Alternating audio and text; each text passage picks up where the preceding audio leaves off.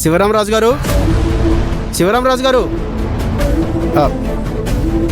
నమస్కారం అండి. నమస్తే అండి. మీరా?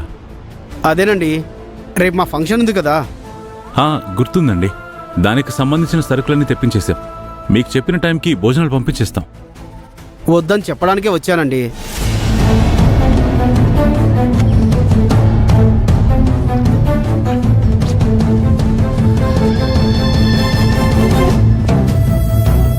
అదేంటండి, రేపే కదా ఫంక్షన్?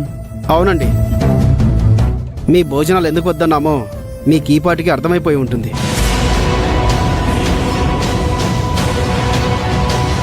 టీవీలో న్యూస్ని మా వాళ్ళందరూ కూడా చూశారండి.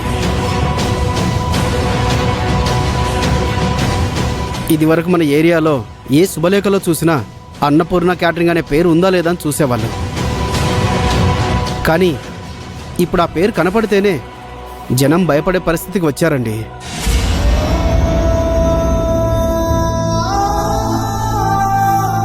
మగపెళ్లి వాళ్ళైతే కాల్ చేసి ఈ పెళ్లిలో క్యాటరింగ్ మాత్రం మీది ఉండకూడదని చెప్పారు.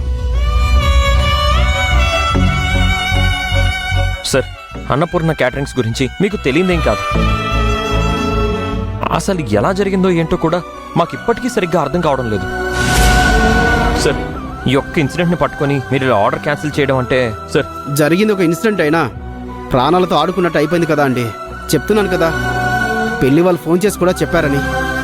మీ క్యాటరింగ్ కోసం సంబంధమే క్యాన్సిల్ చేసుకోలేం కదండి.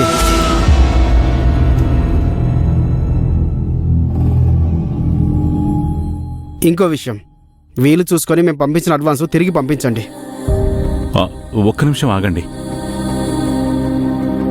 ఇప్పుడే ఇస్తాను.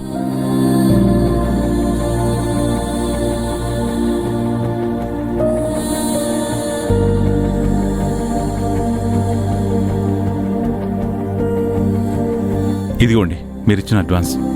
థ్యాంక్స్ అండి, వస్తాను.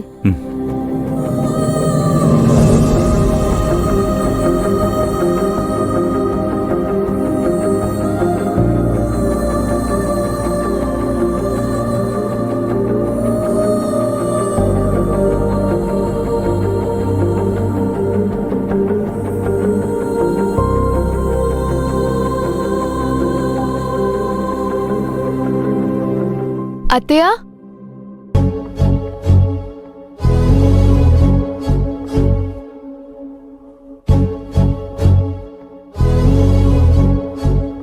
ఏంటమ్మా? అమ్మ అందరికీ కాఫీ పంపించింది, అందరికీ ఇవ్వండి.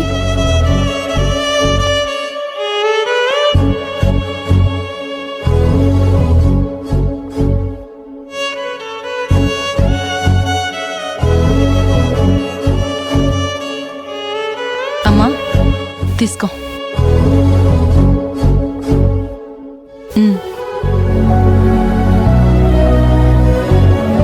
ఏమండి,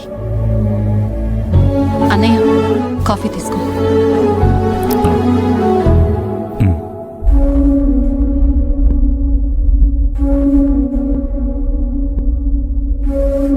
కాఫీ తీసుకో. నాకొద్దు.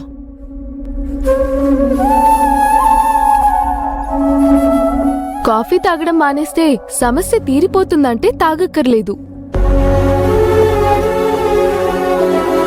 ఒసేయ్, వచ్చింది ఎంత పెద్ద కష్టమో నీకు అర్థం కావటం లేదు.